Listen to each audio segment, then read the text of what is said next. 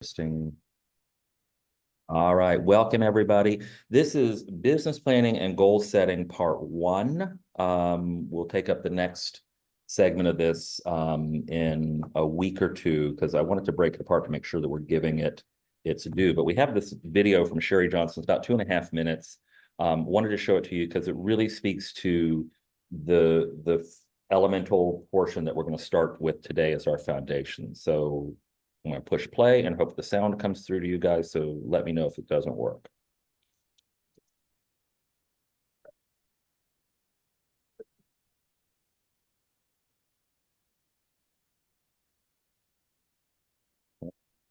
And it crapped out.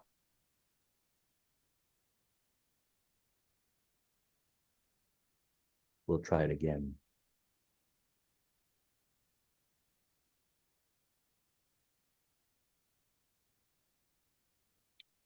All right, here we go. Everyone got sound? All right, bear with me. Let's see. With the sharing, action, options.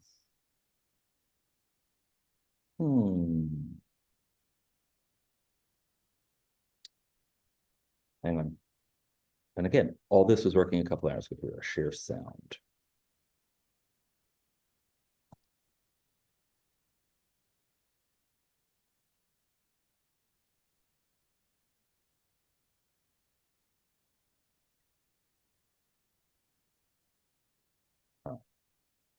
Now, let me know if you hear sound.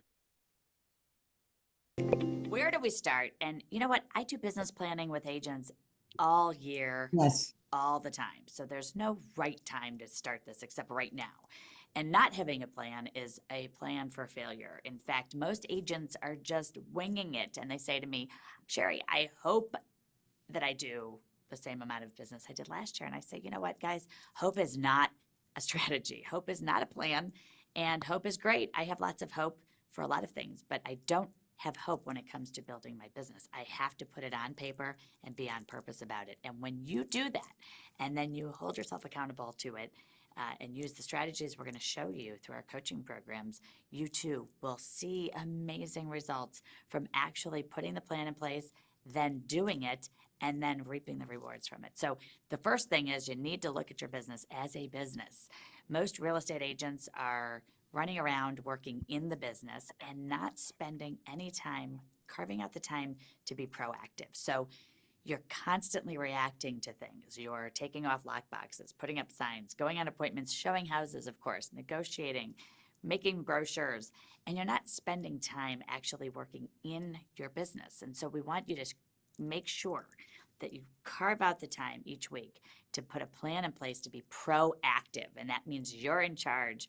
You're not dealing with the crisis of the moment and the distractions that come your way. You're actually on purposing what you plan to do. And that's when the changes will occur. You'll develop habits of being proactive and you'll be working on your business and not just in it. So, number one, what is your why? And why do you do this? What are you trying to accomplish? I say to agents in our coaching programs, you have to know why you're doing this. So, if you're building wealth, paying off debt, maybe you're paying for college, maybe you're paying for school for your kids, maybe you're the primary income earner for your family, or maybe you're the secondary income earner that is a necessity to your family's lifestyle and demands. So you need to know why you're doing this. And I've had people tell me, you know, part of what I want to do is give back. So if there are charitable reasons you're doing this, that's fantastic. So we need to know why we're doing this, and then we need to know how and what we want to accomplish. And I think usually agents don't think about that. They're, again, just hoping they sell another house and running around with whatever current priority buyer or sellers they have. And so you're never really putting your plan into place. You're getting ready to get ready. And I say this all the time. We're getting ready to get ready. And in the meantime, all of those opportunities are going to other people. So you have to have a plan. We have to put that on paper, and we do that in coaching. What I'm going to suggest to you today is that you use what I'm giving you right now to put down on paper what it is you want to accomplish. How many homes do you need to sell to make the money you want to make? And normally with agents, we like to go through a very comprehensive business plan. But in this series and just getting you jump started into new behaviors, put down on paper what you have to make. What is the money you have to make, or a real estate career is not happening. You know, this, I have to make this to pay your bills, and so forth. Put that number down, and then put a number down where you would say, Sherry, I would really like to make this number, and put that number down, and figure out, you know, that might be pushing the envelope just a little bit. You might be saying to yourself, that's kind of high, but put it down anyway. Okay. And then the last number, and I believe is the most important one, is that break the glass ceiling number where you say, wow, this is outrageous. I could never make that money. And I'm going to tell you, you can. So put that number down, and you have 3 numbers now to work with. Your have to, this number I must have, or I'm not going to do real estate. The great number, which would be nice to have. It seems a little out of reach, but I'm going to put it down. And then the outrageous number. This is over the top, push the envelope totally, and push yourself and your limits. All right, so we're gonna do that as an exercise. Take out a piece of paper and jot down your bare minimum for income that you need to have in order to make this a viable career option for you.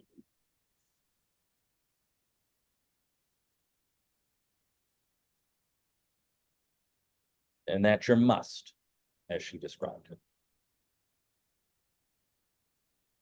The next line down, maybe draw a line across the page under that. The next line down, what would be great to have, right? As she said, it may be a little bit out of reach, you know, but it would be a nice, robust business for you. What would be great?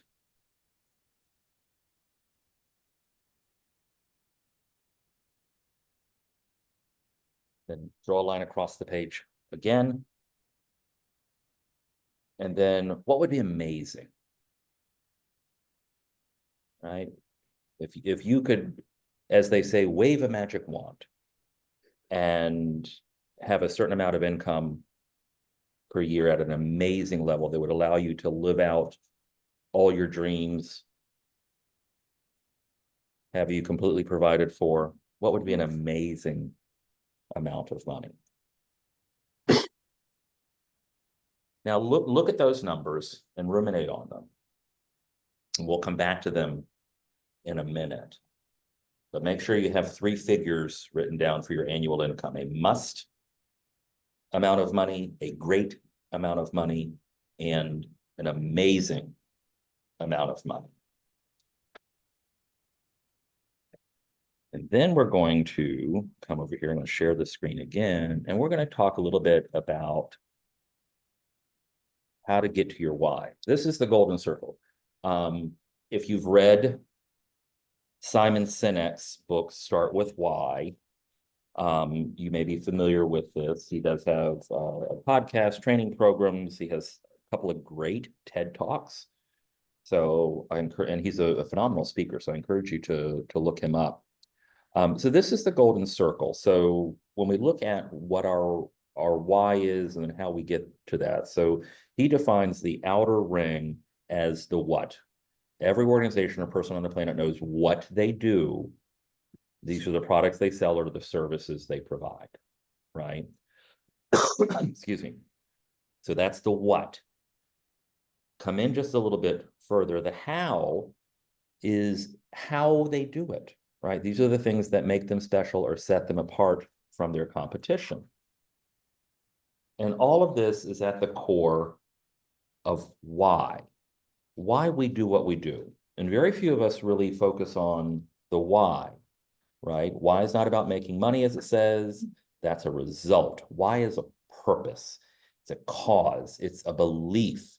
It's the reason you exist in this business. And one of the quotes from Simon Sinek is, People don't buy what you do, right? They buy why you do it. And people don't hire people for what, they hire people for their why. Have you ever worked in an organization where management hired somebody just to fill a seat and their why wasn't aligned with the company or the office or the team, and they burned out fairly quickly, right? It's because they were a what, they didn't have a why. But then you have people that have been hired into organizations like, okay, yeah, they get it. They get it. They're part of the team. They're passionate about the same things we're passionate about. It's the same thing in real estate, right? So I want to take a moment and maybe take that piece of paper with those numbers on it, your income figures, flip it over, and let's think about your why. And just make some notes. Why are you in this business? Right? Why are you in real estate? Yeah, we make money in real estate, but you can make money working a toll booth. You can work money delivering pizzas or DoorDash. You can make money anywhere. But why real estate? What do you want to accomplish with this business and the flexibility that it provides and the entrepreneurial opportunities that it provides?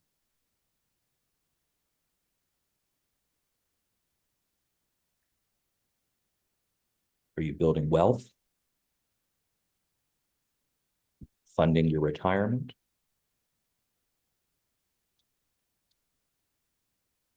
Paying college tuitions?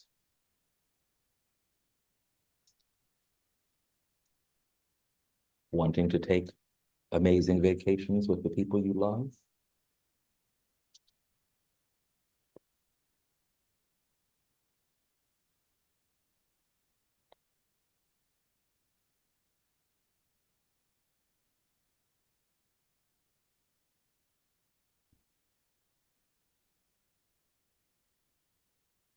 And the why doesn't have to be financial, right? We often kid people who get in this business. Oh, I like looking at pretty houses. Well, we all do. You can get a subscription to Architectural Digest for that. You can watch HGTV. The houses are part of it. The money is part of it. But there's also the people factor. So maybe your why is focused on people.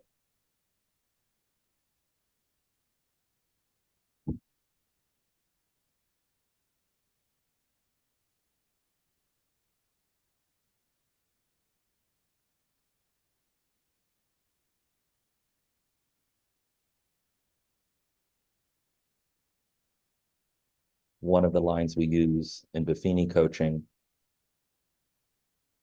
to drill down into your why is, I want to do X so that I can do Y, right?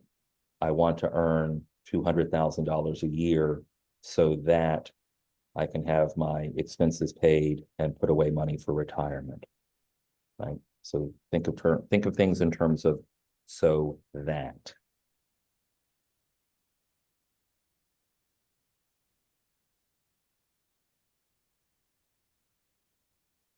Now, who would like to share their why? Anyone want to unmute themselves and share?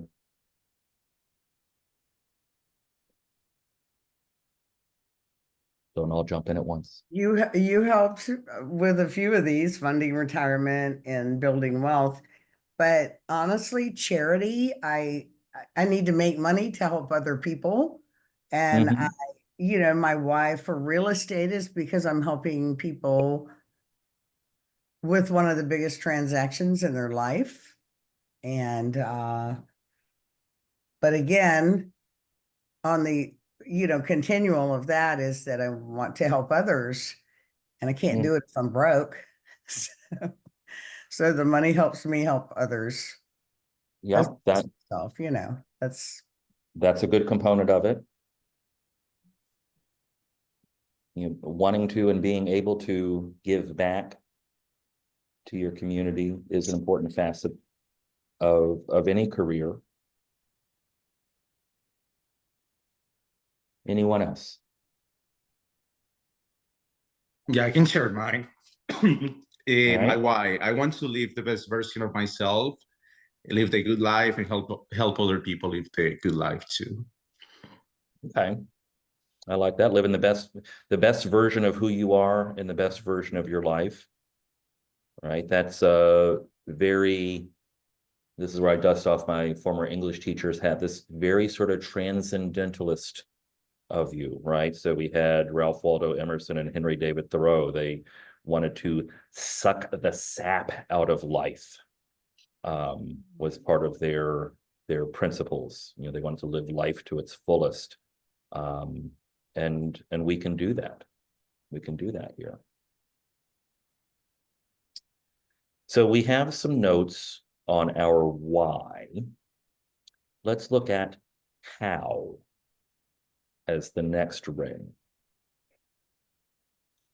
How do you intend to accomplish the goal within your why?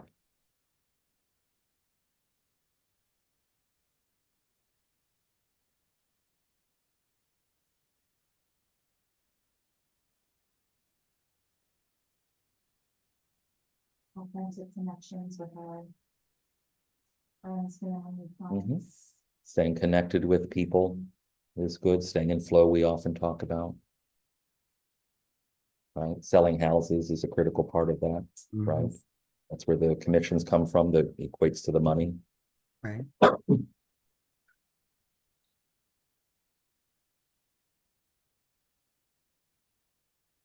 I think that a big part of it is what we're doing now is continuing to get training and being the most knowledgeable on what we have to offer and what we can offer our clients. For me personally. That's a good one. Yeah, and that falls in line with David, what you were saying, to be the best version of yourself, you got to stay hungry for learning and knowledge and, showing up to get more training.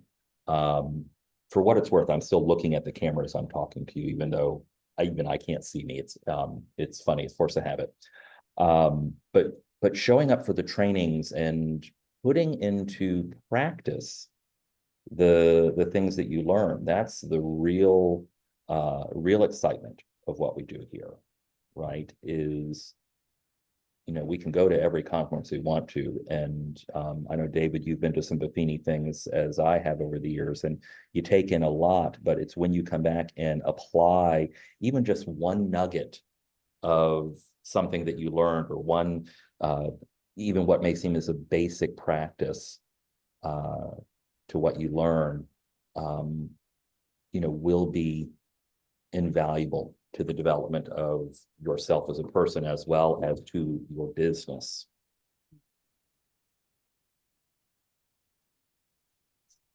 And I think the what for us is generally pretty simple, that outer ring, right? We put deals together, right? We list houses, we sell houses, we help buyers and sellers achieve their goals, right? But I think with the what, we have to even there polish a little bit of how we define that, right?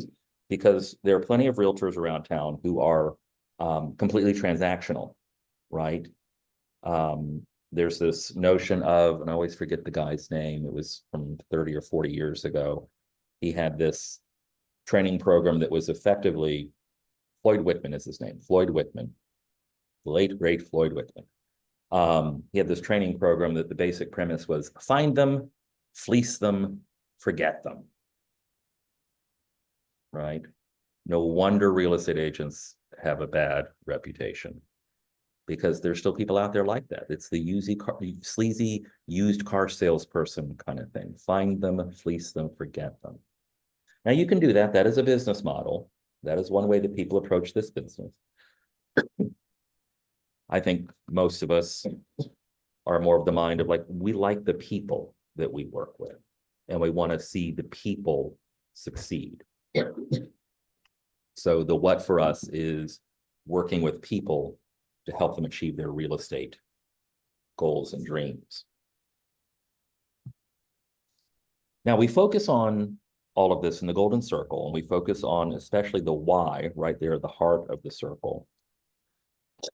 Because as Simon Sinek says, you have a right, and I'll add, you deserve to wake up every morning feeling inspired, right? It doesn't mean that we always wake up feeling inspired, right? Yesterday was a Monday, or excuse me, Monday was a Monday 2 days ago. Yesterday was a Monday too. Monday morning, you know, I, like a lot of people, woke up, it was a little chilly outside, and it was, the thought that crossed my brain was, Monday. I felt like Garfield out of the cartoons, like, I hate Mondays. I was not inspired on Monday. You know, I woke up having the right, and I deserved to feel inspired, but I wasn't that day. And so that's the challenge that we face. Like, okay, let's get your mind right. Dennis Giannetti, who we've had many times for trainings over the last few years, as well as others, they talk about a morning routine. And, you know, how to sort of ritualize your mornings so that it lays a good foundation for the day. And your morning routine should not involve social media. It should not involve emails. It should not involve text messages. It should not involve whatever is on the television. You should take that time to sort of boot up your day, like your computer, right? Your computer goes through a whole process of starting up and putting everything in order and loading certain things first and then loading things after that. And we need to do that too. Right? They often say that our brain is the most sophisticated computer to ever exist. And we've got to treat it as such, right? The good news is if you get your head wet, it doesn't ruin it. So focus on your routine in the morning. You know, are you reading something inspirational? Are you reading something affirmative? Are you reading something positive? Are you surrounding yourself with a comfortable environment? You know, part of my morning routine is getting the dogs out, then having my coffee, then feeding the dogs, then focusing on journaling or reading or whatever I have scheduled for that day. And so on Monday, even though I woke up, and I'll blame the weather for it because it was cooler than I was really wanting that Monday.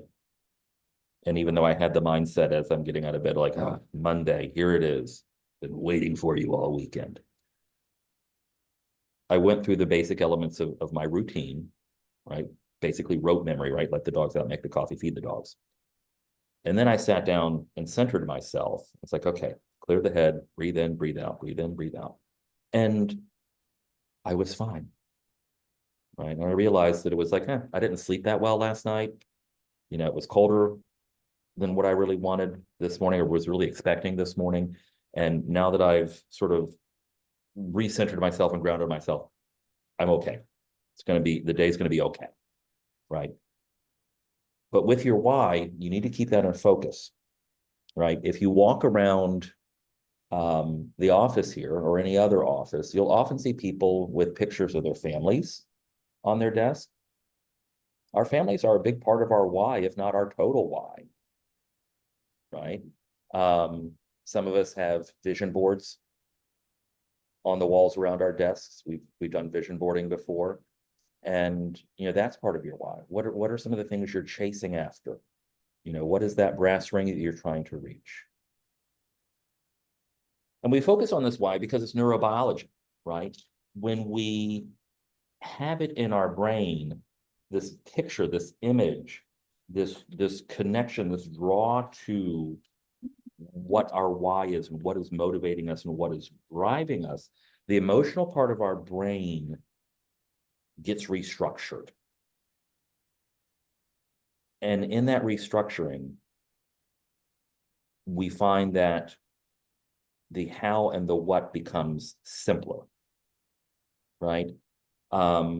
if you ever had a point in your life where you were scrambling for money because you had a bill due, maybe they were going to cut off the water, or you had to buy groceries to feed the kids or whatever. We've all been in a situation where we're sort of up against a wall and we desperately needed money. We would do anything we could to get the money. Right? Do anything, no shame at this point. We would do anything we could to get the money to put food on the table, to keep the electricity on, whatever. And so that was your why. It's like, I can't let my family down. I've got to put food on the table. And so I'll go out and get a second job to make that happen. Or I will take this crappy job that I didn't want to take because it pays just enough to get me through to the next billing cycle. Or you cave and give up something. Maybe you trade in your expensive car and the expensive car payment and go for something cheaper just so you can keep money on the table in your house. But when that emotion kicks in and you realize, okay, I'm doing this because I have these bills to pay. I cannot let my family down. I always use Jenny here as an example because I know she has, kids in schools. Like, I've got tuition bills coming up. I've got to make something happen, right? Because the University of Georgia is not going to gladly let you pay Tuesday for your hamburger today. The bill is due when the bill is due. So then when you have that why, the how becomes easy, right? It's easy to make 100 phone calls through your database. It's easy to stand in a house for 4 hours for an open house. It's easy to knock out your CE in the week prior to your license expiring, right? You make time for it, right? And so that why, that affects that emotional part of our brain, right? That's the why should be there in your heart. It should be one part of that driving force that gets you up out of the bed in the morning. And when you surround yourself with other people whose why is just as vibrant and living within them and burning like a flame inside of them, they'll keep you going too, and you'll keep them going.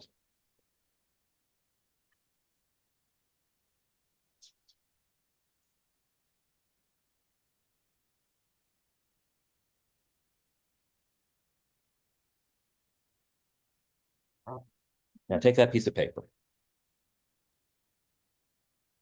Remember we had on the other side of it, your must income, your great income, and your amazing income. Look at those numbers, take them in. Some of you may have taken the must and doubled it, and then you take to the great, and then you take the great and you doubled it to the amazing. What I want you to do now is draw a line across the bottom and take that third number and double it. And we're going to let it sit there for a minute. Double that number. You have to break out your calculators, go for it.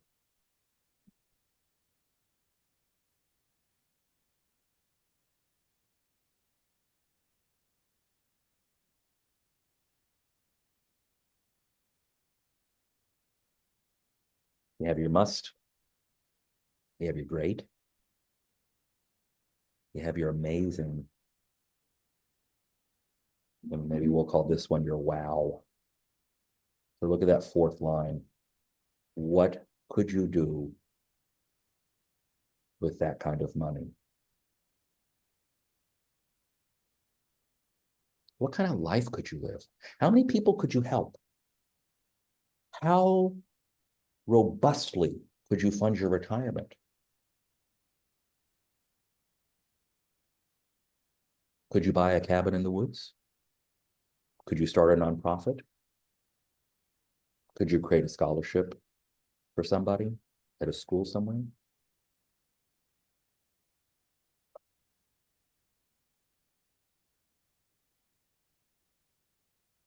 Now, with that wow number, how does that affect your why? If you could earn that kind of wow money, is your why big enough now?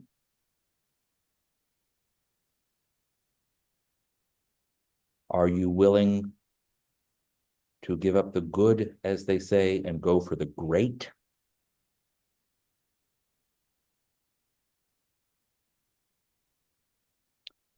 are you willing to give up your excuses and get to work?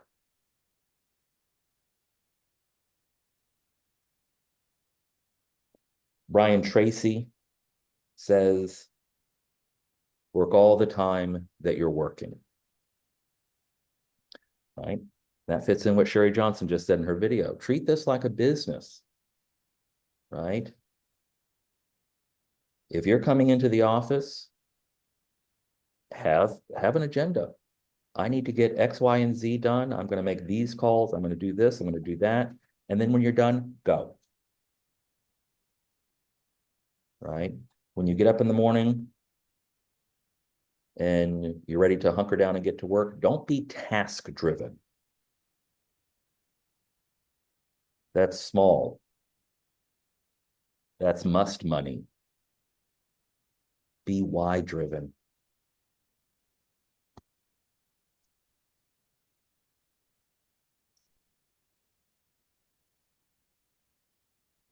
Brian Buffini talks about your acres of diamonds, and it's a great little book and a great little parable. But basically,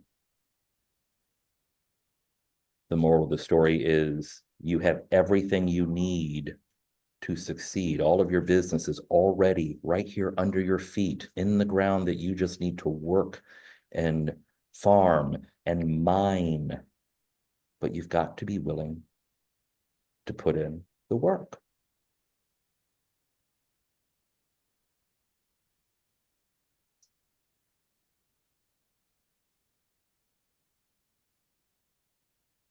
Will your why take you to that wow money?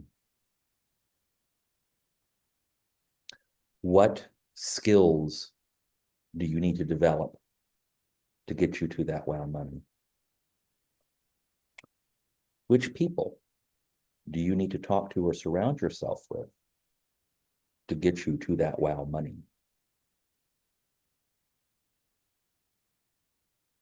Where do you need to go to have an experience or learn from someone to get that wow money?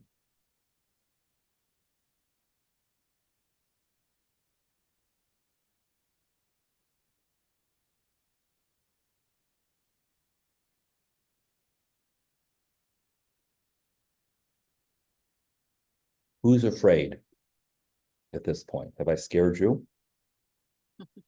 Anybody have heart palpitations?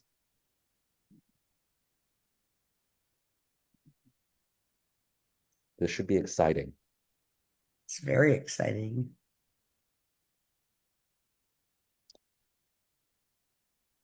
At Mastermind this year, and I forget his name off the top of my head, Brian had an adventurer on the stage. I think, David, you were at Mastermind, weren't you? He had this adventurer on the stage who's hiked the tallest peaks on every continent. He's done whitewater rafting down some of the most brutal rivers in the world, and he's blind. Eric Wiemeyer, I think was his name, or something close to that. David, I see you nodding your head, so I think we're zeroing in on it. Yes, that's him. Actually, I saw one of his episodes with Will Smith going, like it's on Disney Channel. It's actually pretty cool.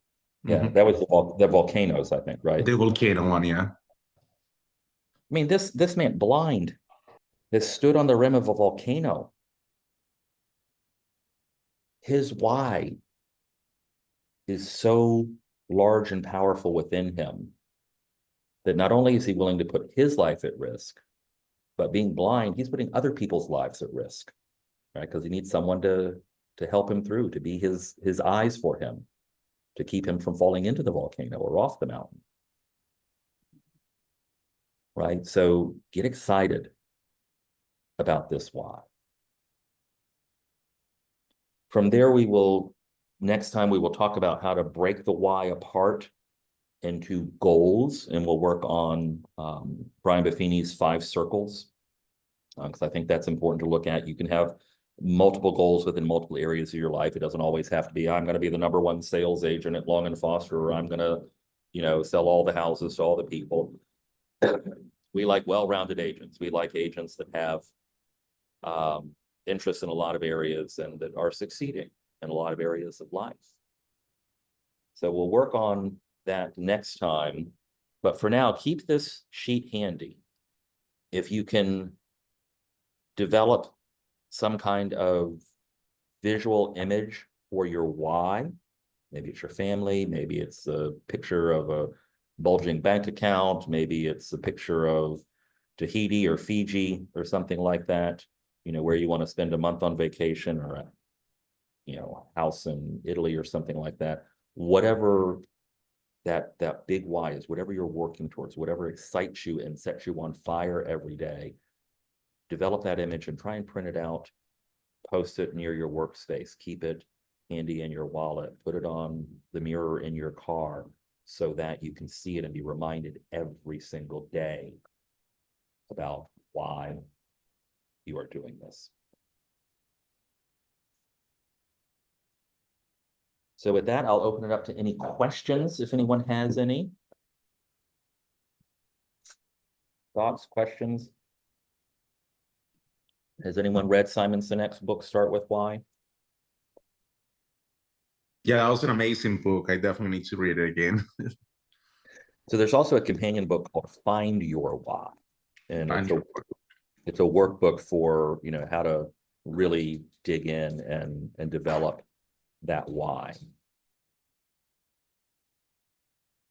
So in Simon Sinek, the last name is spelled S-I-N-E-K.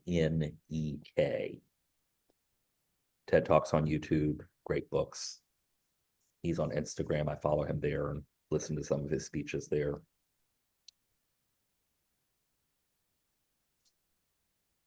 I have a question. Yes, ma'am.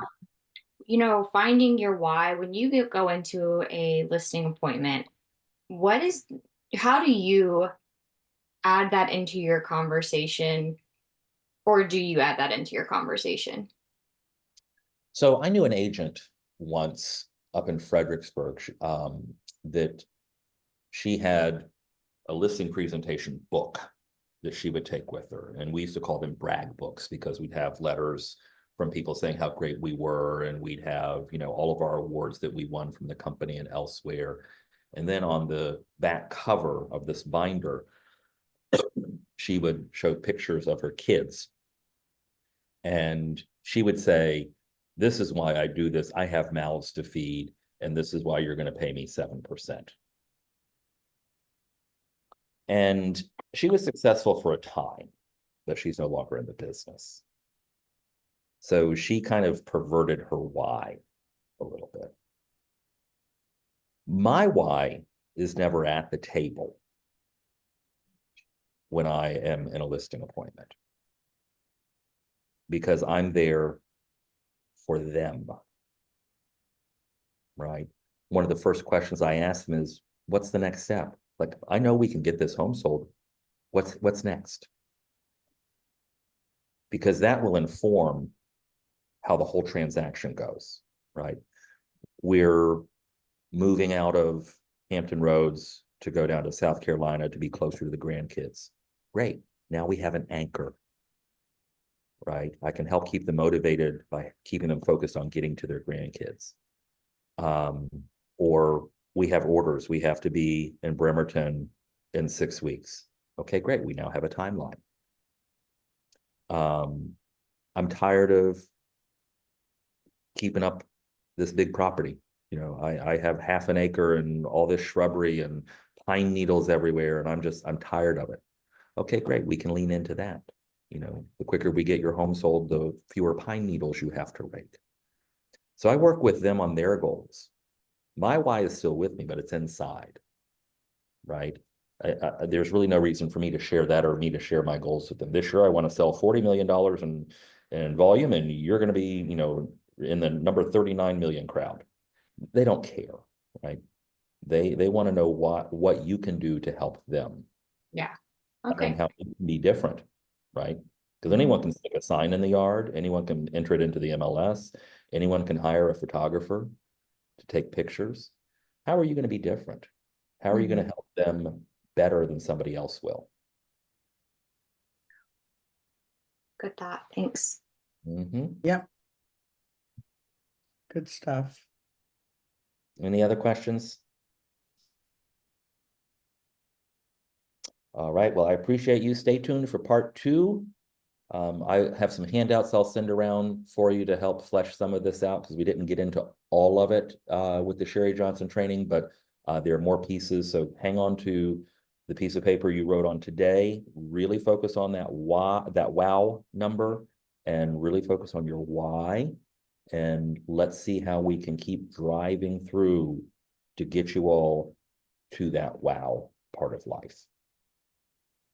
All right, thank you, everyone. Thank you. Have a great day. You guys Thank too. you. See you Thanks. next time.